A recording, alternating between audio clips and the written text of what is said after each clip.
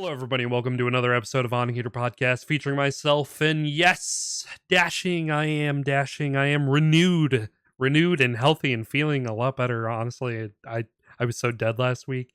Kiwi and I we were both feeling a little lazy, so we didn't even record that second podcast. It just wasn't. It just wasn't going to be good, guys. It wasn't.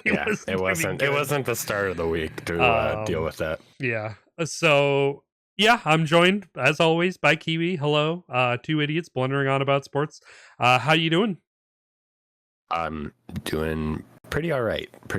Like you said, yeah, we were just not feeling that Sunday episode, and it's a good thing we didn't because there really wasn't that much news this week. So we just tossed it right into this week's.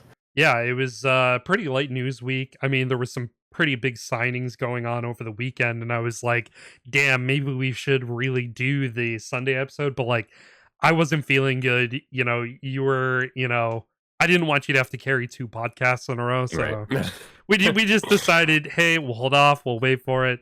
But it's honestly probably a pretty good thing that we held off a little bit at the very least, because we had some pretty big signings over in baseball, some pretty big contracts handed out, starting with the New York Yankees signing Fried, 8 years, 218 million, and then the big one, oh, the big letdown, ooh, the big disappointment, ooh, the big burner, Juan Soto with the Mets, 15 years, $765 million.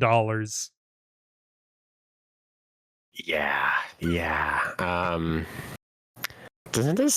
Is it Fried or Fried? But either way, doesn't this kind of seem like the Yankees were like, oh man, we really miss Soto, we gotta sign somebody? Absolutely, it was.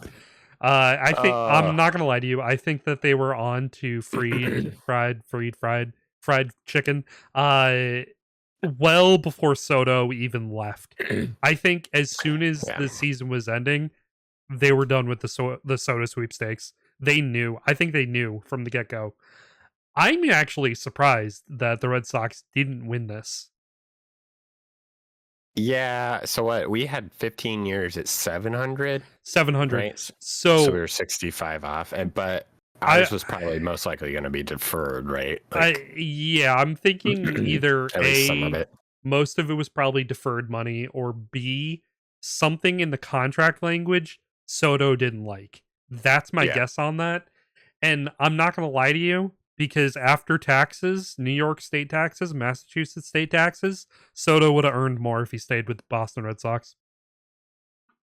Yeah. I think the difference is the Mets offered him, he has an out. Yeah. In the last 5 years of the contract or whatever. Something like that. So that might honestly be it too. The Red Sox probably didn't offer him an out. Yeah. We probably tried to literally just lock him up for the full time, if not maybe just the last 2 years or something like that. Right. There's also, I think he also has the option for an extension of 1 year after this as well. I think so. But just to put this in perspective, so he signed for $765 million. If you take the top 7 players from the NHL on contracts, Ovechkin, Draisaitl, Weber, Crosby, Kovalchuk, McKinnon, and McDavid, that's only a combined $753.2 million. And Soto's at $765. Oh, yeah. It's $12 million more still. Yeah. It's a gross amount of money. When are we going to see our first $1 billion contract? At this rate, it might be next year. It might be next year, right? It's kind of insane. Well, Ohtani signed for 700, right? Mm-hmm. And then Soto's at 765. That's the top 2. Yeah. So do we see Ohtani go back for an extension for more? He's already there for a million years already, isn't he? 10 or 12 or something? Something crazy, yeah. But I mean, does he look for that 4-year, $200-300 million extension for the $1 billion contract? Who knows? Maybe we'll see what Sasaki signs for. Oh, right. I forgot about Sasaki. He won't be this high, but yeah. it'll be high, but it won't be this high. He'll get a good contract. And then wrapping up a little bit of baseball news this week, Arenado got in the trade lottery looking for a new destination. I think the Red Sox are in on him too. I'm not too high that they're probably going to get him, considering, some of the moves that they're trying to make otherwise. But So his top two options were the Dodgers, of course, big surprising. Shocker. And what was the other one? I actually don't know. I don't know. I want to say, this is going to be weird, but I want to say it was like the Mariners or something. It was like kind of an obscure team, I feel like. Yeah. Maybe it was the Yankees and I'm just talking out of my butt, but somebody's in the comments. Yeah. He said that so he has a partial no trade. Right.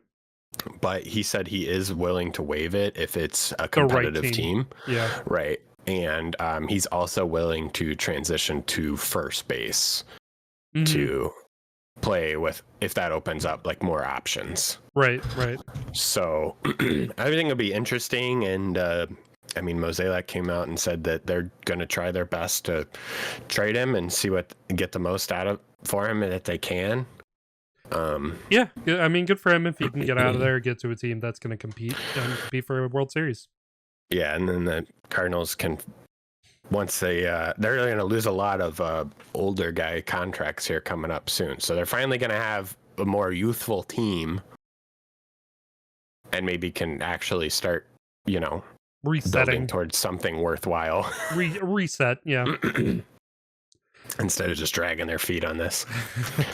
But that kind of wraps us up for baseball. Moving on over into football, Bill Belichick moving from the pros to the undergrads, or I guess, basically, it is undergrads. He's going to college ball. He has been approved. It is finalized. It is done deal. He is the coach of the UNC Tar Heels. Yeah, this was kind of a shock. I was not expecting UNC of all teams. Yeah, of all schools. Like I would have thought if he'd be going to like a college program, he'd be going to like. I mean, I guess UNC is a big school, right? I mean, it's a pretty big school. But when I think UNC, I think basketball. Right. I don't think basketball or baseball. I don't think football. So it'll be cool what he can do with that program. Yeah, it'd be interesting. There was another school that had an opening too, but I thought that school was a little more likely, but I can't think of who it is now. I can't either. Is it Tennessee? Was it the Vols? It might have been Tennessee Volunteers. Might have been. Anyways, I might just be spreading crazy misinformation this podcast already twice. Is what it is. Yeah, I was a little surprised at UNC, but I'm sure But they paid him what? Was it $60 million? I think it was a lot. It was a lot of money. Years, $60 million or something like that. I think was the contract. He's gonna be like 77 by the time he's done with that. Yeah, he's still gonna be a really good coach by the time he's done with it too, though. So I mean, also I kind of like what his plan is. He wants to set guys up, for like post football careers. He doesn't want to just be like, I'm here to win. Like he wants to get them NFL ready, which. Honestly, I mean, that's kind of great. Although, how he handled some of the rookies, I'm like, so, how's Belichick going to handle some of these college kids? He's just going to, come on, get the one. I mean, I feel like college is a little bit different, right? Whenever you have a coach that has a resume like him, it's more of like a respect thing. Like, like this is a proven coach. Like I have to be on my best behavior for this. Like he's not going to mess around. Right. Whereas in the pros, it's like, bro, I don't need you. I get paid $200 billion a year. Right. Like, so. Well, with all the what is it, the NIL deals and shit like that. I mean, I stay away from college football. Honestly, it hurts my head. It does too. Yeah. Just take one look at the conferences, and you're gonna be like, yeah, no, I'm done. Yeah, no, screw that. So Belichick, good job for him. Good luck for him. The NFL is gonna host their first regular season game in Berlin at an Olympic Stadium next year. I think that's gonna be pretty cool. Did they announce what game it's gonna be? I don't think they yet. I think it's just announced that I'll look. I'll double check while we're going on Okay. this, but I think they just announced that there's a game going to be there. That's announced cool. that there will be a game there. Yeah. All right. Um. And I think before we jump into our preheated primetime preview, I guess I should have asked this before we started. Are we doing the NFL current standings, or are we reviewing our prediction standings here?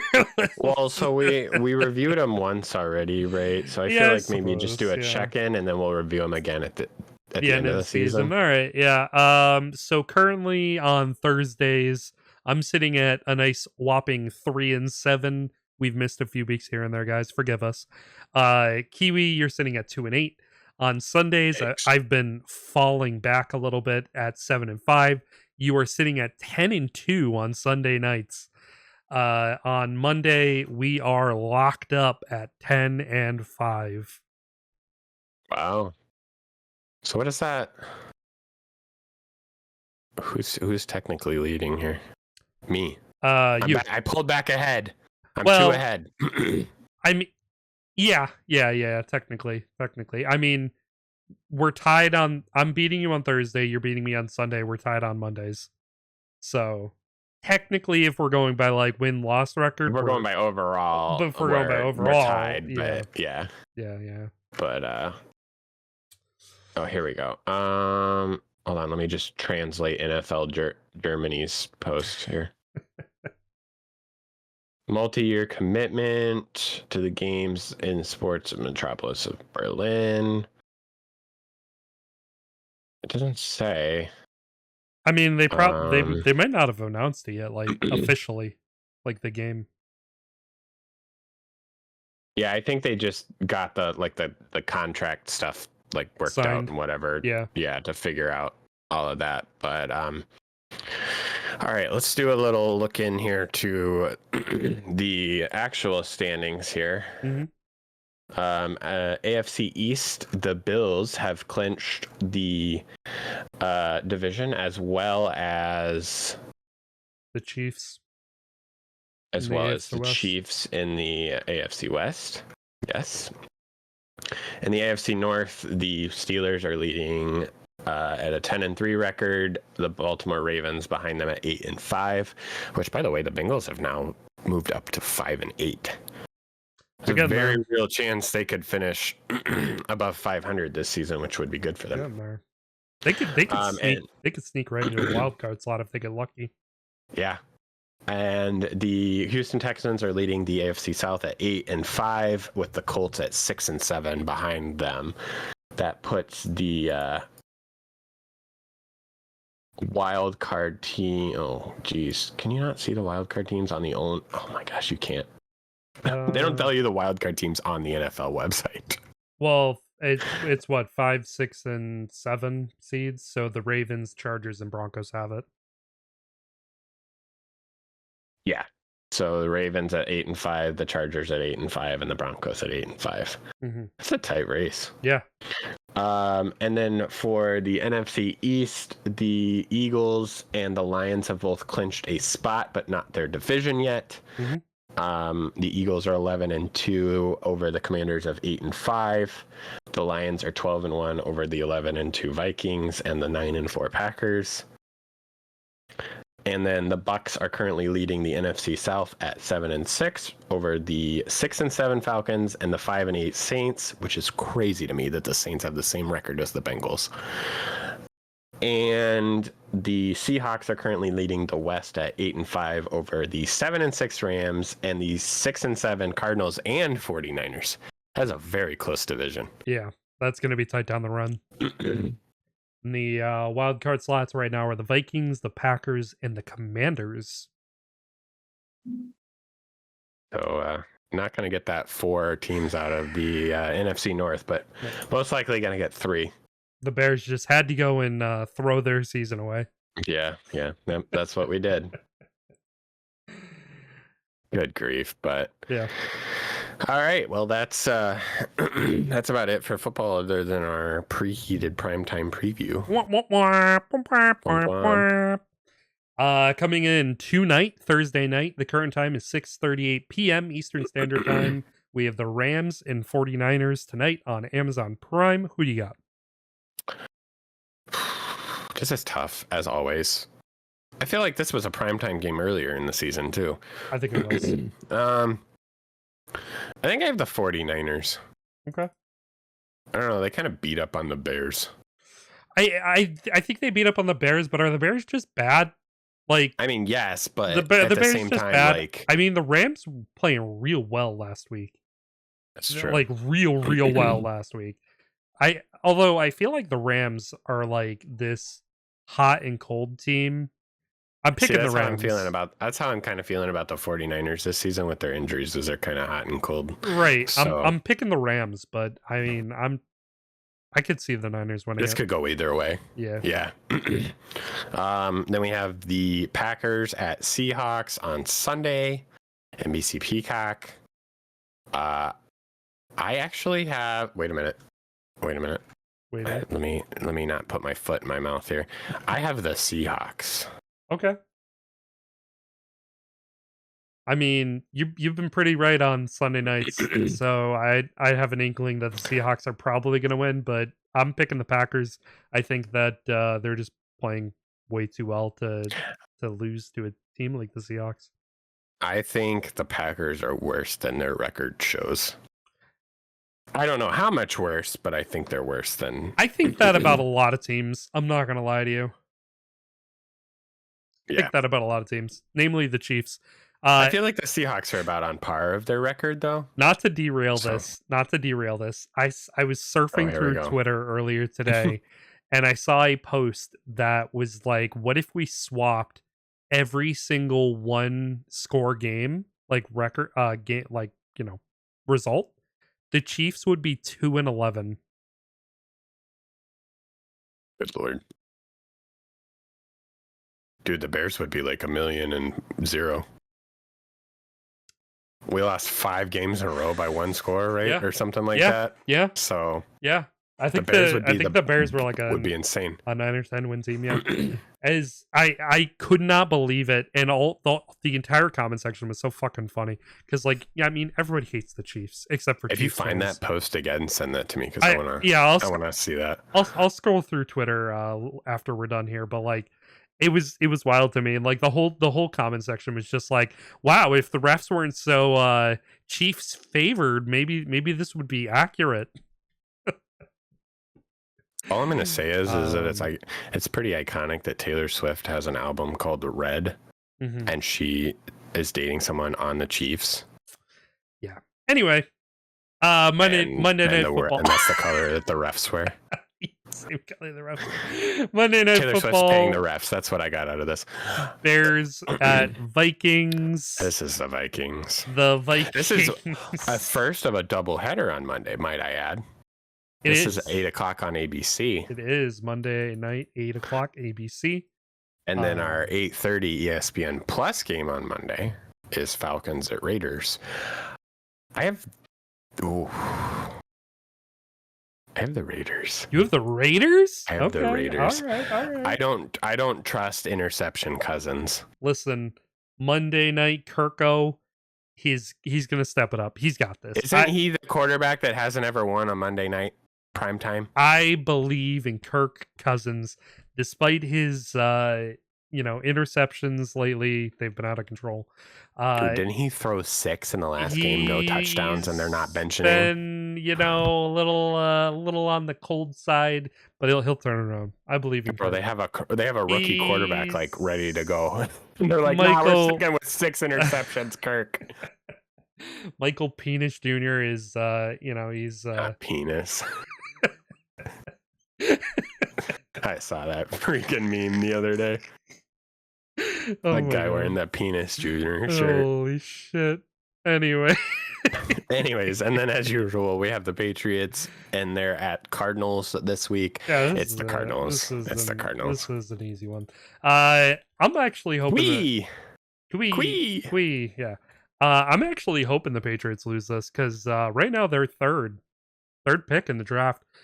Honestly, You guys are ahead of who? The Panthers and the Panthers. No, the the Giant, Panthers. the Jets, the Jets, and The Raiders and the Giants. Yes, the Raiders and the Giants. how many games have the Jets won? The Jets are the same record as the Patriots. They're 3-10. Oh, so they're fourth. Okay. Yeah, the Raiders are 2-11, and so are the Giants. So are the Giants. So if the Raiders actually win on Monday night, that'd be great for me. Because if the Patriots lose, then that means they slide down to that 2 slot. Which Well, the Giants where they aren't want them going to to be. win because they're playing like I don't the actually. Eagles or something. I don't care about the 1 slot. I don't care about the 1 pick because the Giants aren't taking a top, wide receiver or They're going to take a quarterback, right? Like they're going to be Yeah. targeting quarterback. The Patriots don't need a quarterback. They have Drake May, and Drake's playing great. They need either a top wide receiver, or they need to trade back for like, a few good like picks, and take a lineman at like 11 or 12, Yeah. But that wraps us up for football. So into the old NHL. We had a retirement this year, and I meant to pull up his career, but Kevin Shattenkirk has retired. He's done. He's done after how many seasons? Too many. A lot. Too many. 14. Damn. After 14 seasons. That's pretty legit. So let's see here. Let me read off his stats here. 952 games, 103 goals, 381 assists, a plus minus of minus 29. 544 penalty minutes. So, I mean, a solid D-man. He played for both the Bruins and the Blues. Yeah. So he played for quite a few teams: Colorado, St. Louis, He had a good career. Washington, the Rangers, the Lightning, Anaheim. Yeah, he had and then Boston. He had a good career. Not a Hall of Fame guy, but good career. Right? Yeah. Not Hall of Fame, but definitely a well-respected guy within the league, and absolutely. I've never heard a bad thing about Shattenkirk. Like, everybody loved him. So, congrats to him and good luck on his retirement. I would not be surprised if you see him working some made-up position for the Blues. Yeah, no kidding. Since he spent most of his time with us. So, but congrats to him on his retirement. Yeah. There was a trade. Did we not? We didn't cover this last week? The Avs trade? No, we didn't. Oh, that's right. This came out this came out this week. The day after. Yeah, it came out on Friday. Yeah. Colorado stacking up, and actually, I mean, we're really San Jose kind of stacking up on goalies, but so is Colorado a little bit. We saw Colorado acquire Blackwood, Smith, and a 2027 fifth from San Jose for Georgiev, Kovalenko, and a 2026 second and 2025 fifth. Whew. Yeah, so in a matter of like a week or 12 days or something, Colorado completely reworked their goaltending. Yeah. So a Newman and Georgiev both out. Blackwood is an excellent get. It's a really good get. Wedgwood's going to be a solid backup for him. They got Miles Wood. They got the whole forest going. Do you think San Jose traded away Blackwood because of Saros? I think. Or it's Saros, right? You mean Askarov? 100%. He's cooking. He's absolutely cooking for the Barracuda right now. Yeah. Like, he looks so good. He's going to be a goalie of the future. Like, he's going to be a top 5 goalie of the future for sure. Do you think they're about to call him up? I think they're going to let him finish probably most of the year with the Barracuda. Maybe have him come in as a backup for Georgiev. Yeah. It's a little surprise. I mean, he's cooking down there, and I mean, he's doing really, really well. But it's just a little surprising to me that they're trading Blackwood for Georgiev. I mean, Georgiev's He's okay, but he's not. So this is more. I don't think it's so much as San Jose trading for Georgiev as Colorado needed to trade Georgiev away. Yeah. Oh, for sure. Because like, look what they sent him. They sent him 2 picks, including a second round, and Kovalenko, who's a good skater. True. Yeah. They're getting Smith, which, I mean, he's good. He's not bad by any means. I mean, but Blackwood is the pivotal point that Colorado is getting from this trade. I think commodity wise, like, acquisition wise, I think San Jose won this trade just because of the volume of the picks that they got. Yes, so this is absolutely a win for San Jose. Yeah.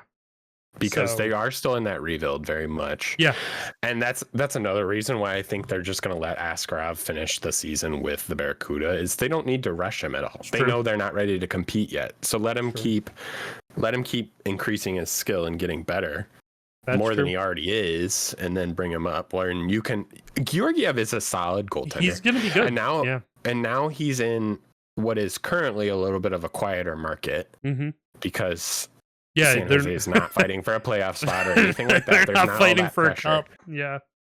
Right. So I think once this might be a little bit of a mental reset for Georgiev. I could see Georgiev reverting back to his 2018 or whenever they won the cup self. Right. Yeah, that could happen. So not too bad. I mean, I love this trade for trade. Both teams, but San Jose definitely got the better end of this trade. Oh, for sure.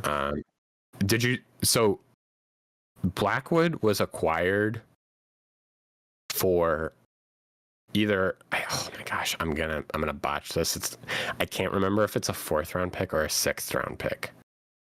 He was acquired for San Jose. Yeah. And they have now flipped him for a 2nd round pick. Yeah. Yep. That is asset management. That is, yeah. That's really, really good management from the. That is the San Jose Sharks in a nutshell. What, like, that franchise just blows my mind at how well they run. Yeah. Like, they're in a rebuild and they're making other people look embarrassing. Like, they're doing well. I mean, good for them. I like it. I'm realizing now, coming to this next point here, I don't want to wear it, but I have my Winter Classic jersey.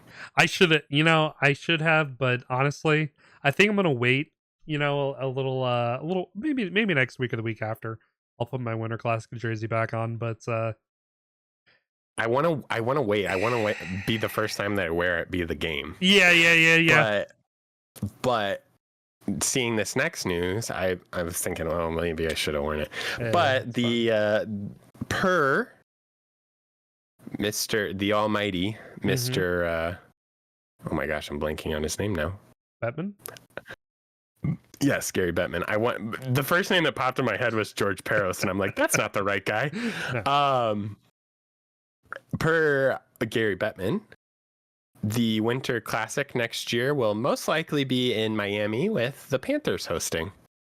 Very cool. I mean, it's going to be an interesting Winter Classic. Not much of a outdoor game. So is it going to be the Battle of Florida? Maybe. Is it going to be the Lightning, or do we see the Hurricane? I'm thinking it's either going to be the Lightning, the Hurricanes, or maybe even the Bruins. That might be cool. That might be kind of cool. I think because that's like a new blood rivalry for the Bruins and the Panthers now. Yeah, it is. So I could see either of those. I think it's most likely going to be the Lightning, right? Battle of Florida, yeah. Yeah, I think it'll be the Battle of Florida, which will be an excellent Winter Classic game. Should have done it a few years ago while Stamkos was still there. But anyway. Well, they got Jake Gensel now. So yeah.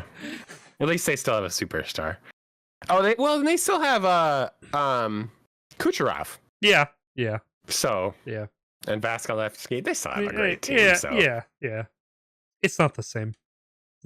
It's not. I miss at least Stam. we'll get to see the Panthers prime team right now, and then a very much still relevant Lightning team. Mm-hmm. So, that'll be exciting. I will definitely make sure to catch that game on that'll be good. TV next year. Assuming we can get the game. Well, I'm sure it'll be on NHL Network. Maybe I can get a 7-day free trial or something. But that brings us into we're doing our little recaps this week, and I got my trust or bust and hold them or fold them coming up. So let's do a little recap here and see how you did so far. Oh boy. So we'll start with trust or bust. The Leafs were 6-4-1, and you said trust. They are currently 17-9-2 and second in the Eastern Division. Excellent choice there. The Bruins are 4-6-1. You said bust. They are currently 15-12-3 and third in the East. However, if we would have done this 2 weeks ago, this would have looked way better for you. Yeah. Before the coaching change. It still does look a little good for me. It's not terrible. Yeah. The Flyers, you were 4-6-1. You said bust. They are 13-12-4 and fifth in the Metro, so that's looking pretty good. The Penguins, this is a rough one, bud, are 4-7-1. You said trust. The Penguins are 12-14-4 and seventh in the Metro right now. Trust. To be fair, though, the trust or bust, the difference between this and hold 'em and fold 'em was you were trusting the Penguins to be bad. Yeah, that's true. Yeah, they are bad. So that's a trust. The Islanders were 3-5-2. You said they were a bust. They are 11-12-7, sixth in the Metro, with of course those 7 loser points. Let's highlight that. The Blues were 5-6-0. You said trust. Trust them. This is paying off very well now. 14-13-2, and they are fifth in the Central and climbing fast. Yeah, they're doing real well. The Predators were 3-6-1. You said bust. Boy, you were spot on because they are 7-16-6 and dead last in the Central and dead last in the league. Well, maybe the Blackhawks are, but other than that, they're bottom 3 for sure. Mm-hmm. And then the Ducks were 4-4-2. You said trust. Not your best call here. They're 10-13-4 and last in the Pacific. That was also a little bit of a trust that they would be a bad team. So yeah, I'll take all these as wins. I mean, honestly, they're pretty solid. You weren't too far off on a lot of them. Give me all. And some of them were spot on. Like especially the Leafs. And then for Hold'em and Fold'em. Listen. So this one was, were they just hot or are they actually good? The Sens were 4-2-0. You said Hold'em. They are currently 13-13-2 and fifth in the East. So at middle ground could still pan out, could fall off. Still holding. The Caps were 5-1-0. You said fold them, and they are the best team in hockey right now at 19-6-2. I take that back. They're the second best team in hockey, and first in the Metro. I'll take the L on that one. Yeah. The Wild were 4-0-2. You said hold them. Great choice. They are the best team in hockey at 19-5-4 and first in the Central. That was an obvious pick. Yes, the Wild have looked amazing. Utah Hockey Club were 4-2-1. You said fold the Arizona Coyotes, and you were correct to do so. They are 12-11-5 and sixth in the Central. The Flames were 5-0-1. You said hold them. Could still pan out. They are 14-10-5 and fifth in the Pacific.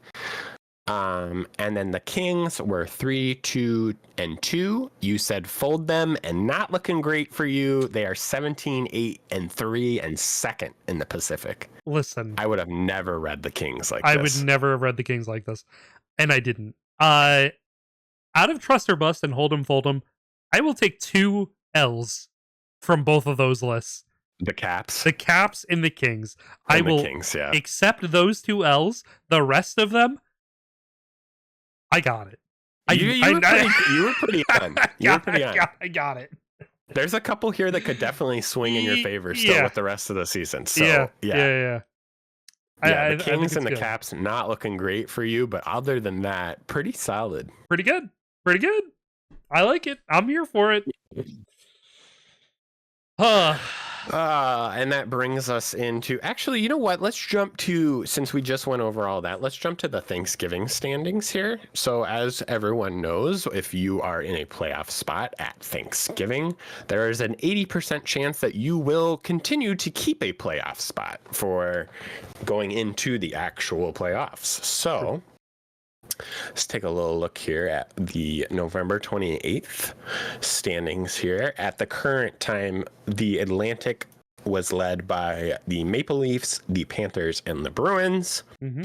The Metropolitan was led by the Hurricanes, Devils, and Capitals.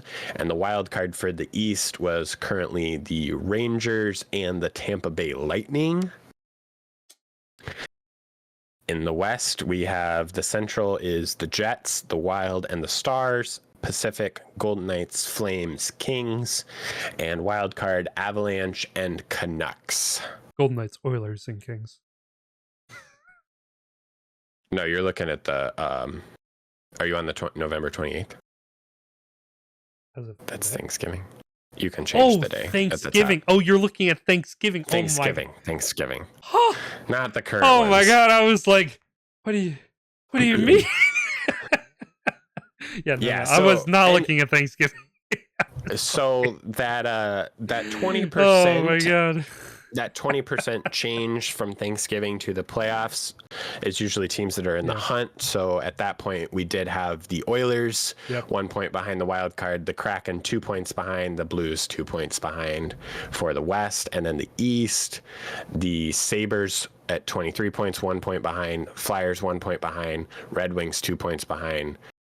And then honestly, the East is very close. They were all separated by 1 point or tied shotgunning all the way down that wild card standings. Yeah, it was real fucking close. For sure. So other than the top 3 teams in the Metro that are completely just blowing everybody out of the water, rightfully so, those teams look great.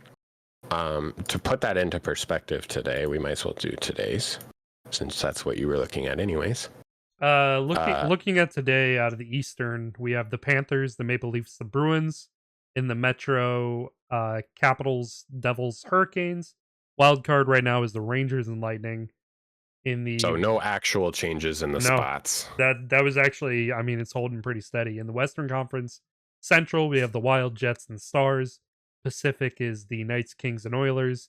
Wild card right now is Avalanche and the Canucks. So the only change there is the Flames have now dropped out of a spot and the Oilers have moved into a spot. It is worth noting in the Eastern Conference, the Flyers and Lightning are tied at 30. The Islanders are 1 behind at 29. The Senators and Penguins are actually behind at 28. In the Western Conference, the Flames are tied at 33 for the Canucks. The Blues and Kraken are behind by 3 at 30. Yeah, and I actually wanted to look at something interesting here. I want to go back. I want to do a little comparison here, just for everyone's sake. Oh my gosh. So since Thanksgiving, and maybe earlier, I'm not going to go back earlier and look. The Buffalo Sabres have gained a total of 3 points. That's pathetic. That's really bad. That's really bad. Yeah, so that's terrible. They have moved to second to last in the East, from being in a fight for a playoff spot now to second and last. 8-game losing streak does that to you. I think the Sabres are kind of done. You know who else is on an 8-game losing streak? The Preds. The Preds are on a losing season. Yeah, they are. That's true. They're just so bad. True. Why are they so bad? Too many cooks in the kitchen. Yeah. Well, but Speaking of cooks in the kitchen, we're about to see a lot of cooks in the kitchen. A lot of cooking in the kitchen. Yeah. The Four Nations rosters were announced, and I'm very excited for this. I love that this is replacing the All-Star game. I like it. I'm not the biggest on the All-Star game, to be honest. I didn't like the All-Star game, but I really, really like this. Really like this. So this will be really good, but I'll fire through Sweden and Finland here if you want to take the US and Canada. Yeah.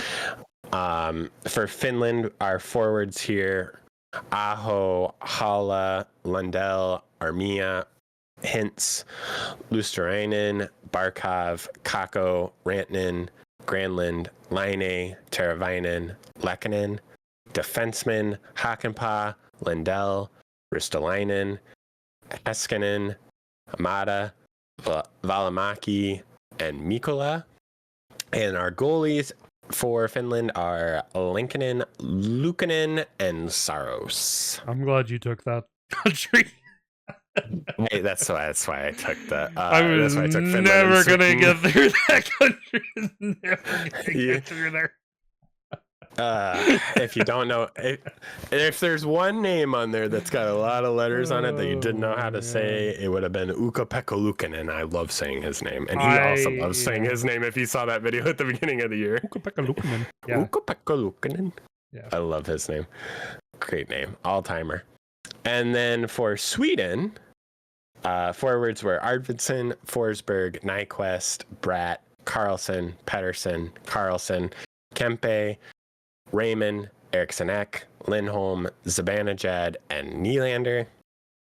Defensemen were Anderson, Dahlin, Hedman, Brodin, Ekholm, Carlson, and Forsling. And the goalies were Gustafsson, Markstrom, and Ullmark. These are solid rosters for both of these teams. Honestly, not too bad.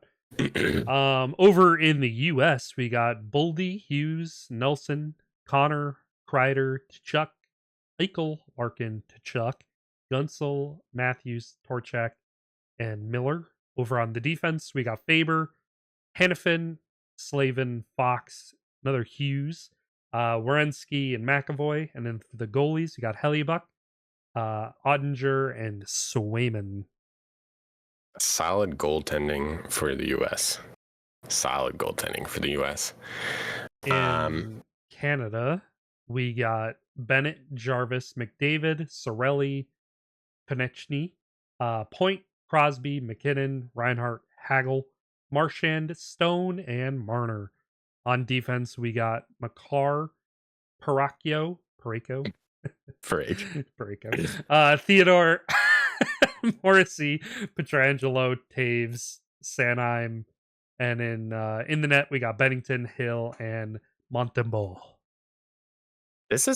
I can't believe that this is the trend now, but why is Team Canada's goalie pool like so much worse than everybody else's? It's so weird, right? Like, don't get me wrong, like Bennington, Hill, and Montembeault are all good goalies, but it's just like compared to the rest. Look at the U.S.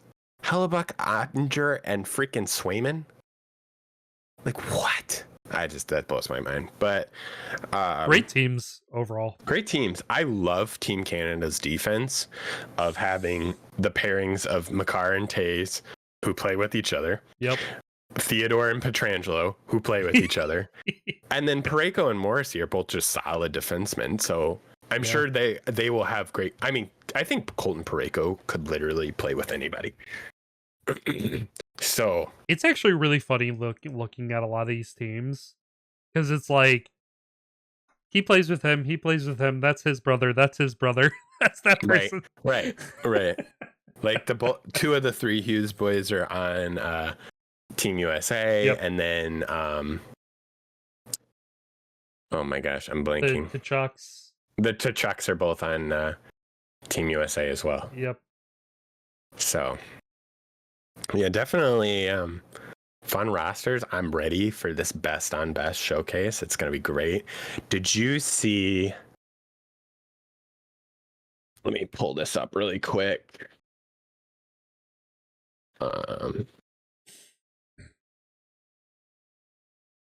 Did you see that somebody came out with a projected, Matt Murley came out with a projected Team Europe list? Ooh. And then somebody came out with a Team Russia list of what that would look like.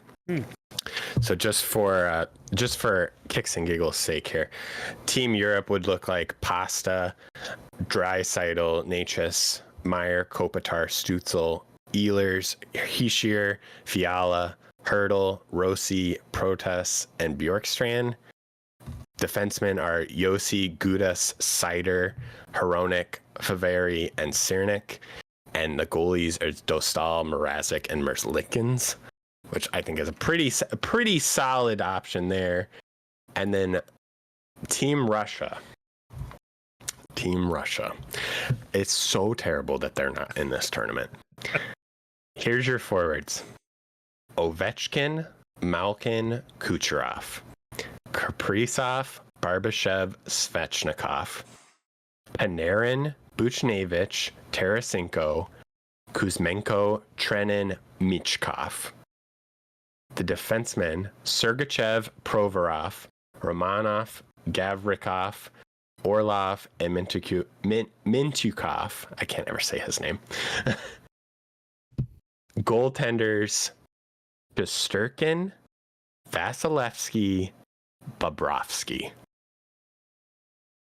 Holy shit. Just the goaltenders alone. They don't even need a defense. They don't even need defense. They don't need anybody. They don't need anybody else. They're fine. With some possible extras of being Kostin, Nichushkin, and Zadorov. So crap. That's what a loaded team. Yeah, that's kind of wild. That's kind of wild. So, no, that's Team Russia. But yeah, no, literally. I just like, oh my god. Just the goaltenders alone, Shesterkin, Vasilevsky, and Bobrovsky. I'm like, yeah, it's a crime. Oof. It's a crime. Jeez. I really hope they're in the Olympics. I hope they figure it out and are in the Olympics. Yeah, that'd be cool. But I think that wraps us up for hockey. Yeah. Moving over on in basketball, we got a couple of injuries. We got Ingram out indefinitely with ankle sprain. Wagner out minimum of 4 weeks, torn oblique. The Barnes out multiple weeks with a non-fractured ankle injury. And then Edwards fined again for $25,000 for profane language. That is the Pelicans, the Magic, the Raptors, and the Timberwolves in succession. I mean, injuries mid-season, fines happen, you know. The good thing that Toronto's not good because this Barnes is a tough injury. That sucks. Yeah. Ingram's also a tough loss. Yeah, because the Pelicans, I feel like, while they aren't the best, they're definitely like fighting for like a sneaky wild card spot or a play-in spot or whatever they call it for basketball. So the play-in tournament, yeah. Well, not really. I mean, they're sitting at 5-20 last in the West. The Magic definitely are fighting for one of those spots. Yeah, the Magic are number 3 in the East right now. So yeah, so that sucks. That's a tough loss for them. Yeah, and then I just can't even believe he's up to like $60,000 total in fines already this season. Yeah, he's good grief. All right, and that brings us into our little in-season cup playoffs here. Yep. So our people moving into the remaining playoffs of the tournament. The semifinals. The semifinals was, or I'm sorry. Well, let's start with the quarterfinals. So the Thunder beat the Mavericks. The Rockets beat Golden State. Milwaukee beat Orlando, and Atlanta in a big upset beating the Knicks. So that leaves us with the Thunder versus Rockets and Bucks versus Hawks for the semifinals. So do we want to do predictions here? It'll be Thunder Hawks in the finals. Thunder versus Hawks. Yeah, I think the Rockets, they got an easier matchup there. That's why they went forward. And then the Hawks, you think the Hawks over the Bucks? Yeah. Yeah, I do. So you think they're going to play the hot hand even in the upset? Yeah. I think the Bucks also have a hot hand right now too, because they're finally, ironing out their season. Yeah. No kidding. So I could see that going either way for the East, but the West, I think, yeah, for sure, it's going to be the Thunder moving on. Yeah. I could see the Thunder probably taking the whole thing. I can see that. I can see the Thunder winning. Although I feel like if the Hawks win the semifinals round as well, like they're definitely in the conversation at that point. Well, I mean, they are, but right. Yeah, more seriously, we'll see. Notable teams that didn't make it. No Celtics. I'm not overly surprised. I'm not overly surprised, honestly. No Cavaliers. That is surprising. No Suns. That's surprising. I want to shoot myself over that because we lost the freaking tiebreaker. Yep.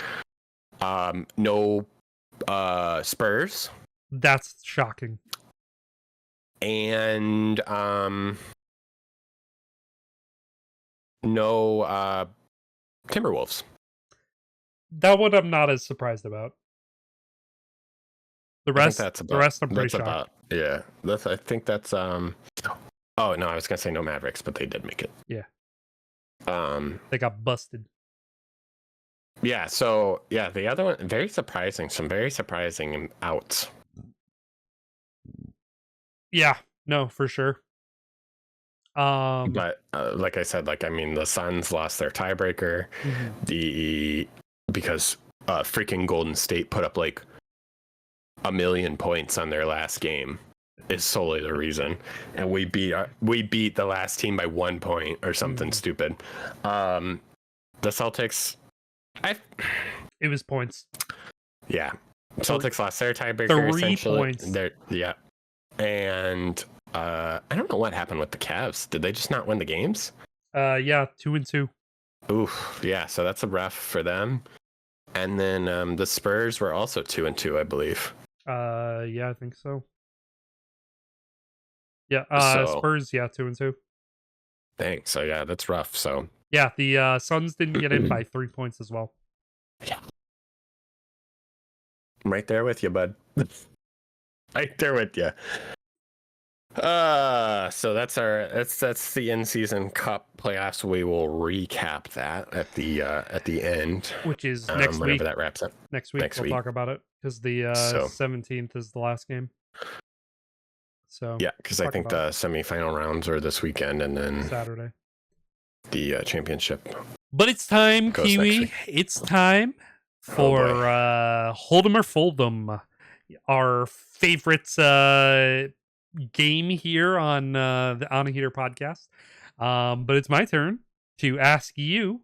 We're going to go through the top 6 because we don't count the in-season tournament playoff teams. So we're just going to go by current playoff teams right now from the East and West, and I'm going to ask you, hold 'em or fold 'em. Oh boy! All right. Cavs 21-4. That's tough to not say hold 'em, right? Because they went. What were they? 16 or 17-0? Yeah. Yeah. Yeah, I gotta say hold 'em. They had such a good start to the season. It's gonna be hard to lose a spot. Okay. Yeah, we're starting at number 1, and then we're gonna go working down. Okay. Celtics 19-5. Hold 'em. Okay. No hesitation. Magic 17-10.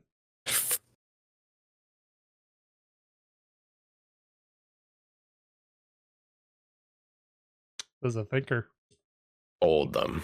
Hold them. All right. No. Fold. Yeah. Okay. Fold them. Yeah. Knicks 15-10. Old. Yeah. The Heat 12-10. Old. Holding. The Bucks 13-11.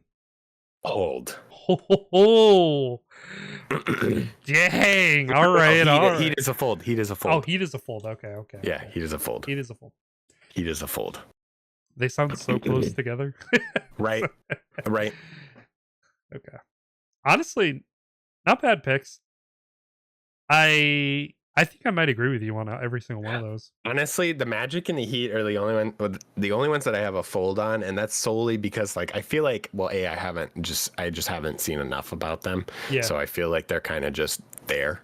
Yeah. The Bucks, I think, are definitely making their comeback up. The Knicks are a better team than they're playing. Yeah. And I think they'll find that groove. And then the other two, I mean, they're sitting at the top. They've been consistent all season. So, all right, on to the West. We got the Thunder. Hold. Okay. Rockets 17-8. Is this for? I think they're going to stay in the top 6. Yeah, like they're gonna get it. They're gonna get into the playoffs. Outside of the play-in, like they're going to get an actual playoff spot, or they're going to have to play in for a playoff spot. I'll let you determine. All right, I'm going to say no play-in spot, so I'm going to say fold. Fold them. Okay. The Grizzlies at 17-8. I said the Timberwolves earlier for the in-season cup. I definitely meant the Grizzlies. I think I did that before too. I definitely meant the Grizzlies as a surprise for not getting in. Hold them. Okay. I like the Grizzlies this year. All right, Dallas Mavericks at Fold. 16. Fold. didn't even get to finish their record. All right, I get it. Golden State Warriors at 14-10. Fold them. I'm running. No. Fold them. Okay. Yeah. Running away from Curry there. He can't do it all himself. I mean, he's definitely going to try, but. And finally, the Clippers at 14-11. I'm on hold on this one. Hold them. Okay. I think the Clippers are a better team than they are playing. All right. I mean, honestly, I think the Warriors I might hold there. The Rockets I might hold there. But other than that, pretty good picks. We'll see. As we get, further along in the season, maybe we'll revisit halfway through the season there. Is Crybaby and Matt in Dallas still injured? Senior flops a lot. Is he injured? I don't know. Let's see. Didn't he break his ankle or something, or his elbow or something? No, the only injuries they have are Williams, Washington, Kleber, Hardy, and Dante Exum. Okay, so he's back. Yeah. Yeah, I'm a little spicier on the West. I don't even know what are the teams in the play-ins right now. In the play-in spots. Play-ins right now. Let's see. We have the Atlanta Hawks in the East, the Brooklyn Nets, the Pacers, and the Chicago Bulls. I think that just for continuity's sake, we don't have to write this down, but yeah. I think the Hawks and the Pacers will hold a spot there. Okay. And then in the West, we have the Nuggets, the Lakers, the Timberwolves, and the Suns.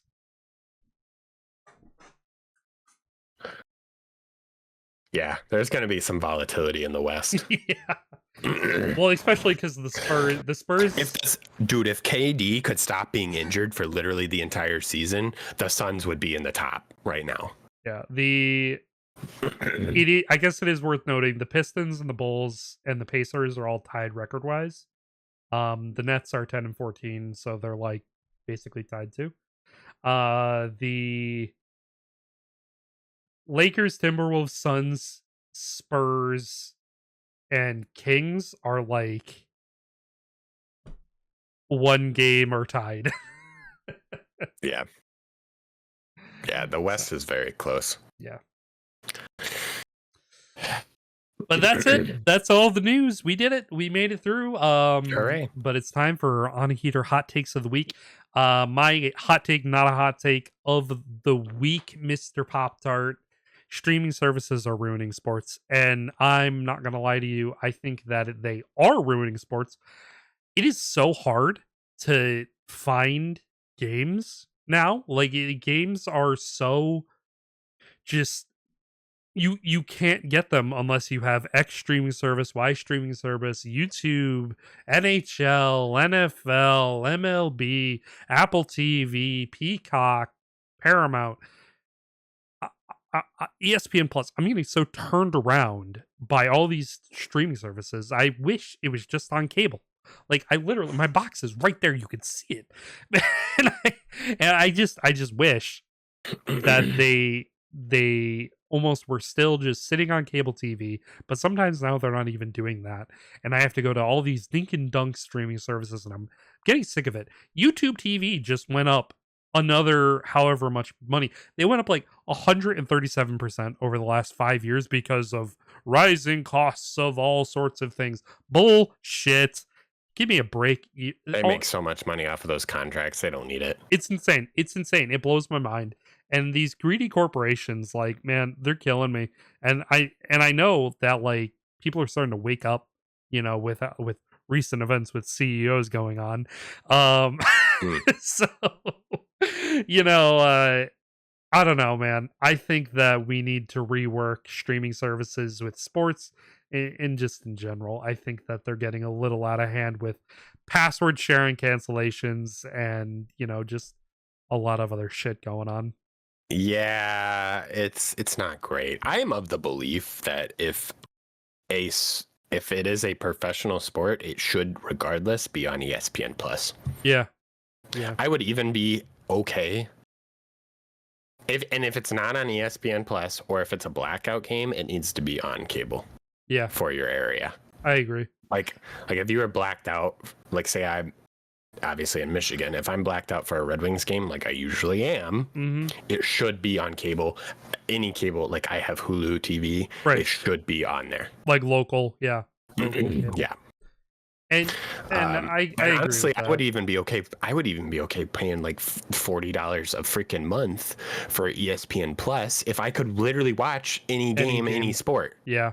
Yeah. But you can't, and that's not how it works. So yeah. It's stupid and I hate it and it makes no sense. And people are literally missing games because of it. And that's why the ratings are down on a lot of these teams. Well, if you are an out of market fan for an NBA team, you're kiss watching your team goodbye. I've seen one Suns game this whole year. Yeah. One. Sucks. And yeah, I could have seen more, but the time zone is like terrible for me. Yeah. But one game. Yeah. Out of maybe a possible 5, maybe. That's generous. It's insane. No, I'm right there with you. They definitely are. And I'm very nervous with the NHL's next CBA coming up that about to get worse. They're gonna I hope it gets better. I mean, I don't know how it could get much worse for NHL.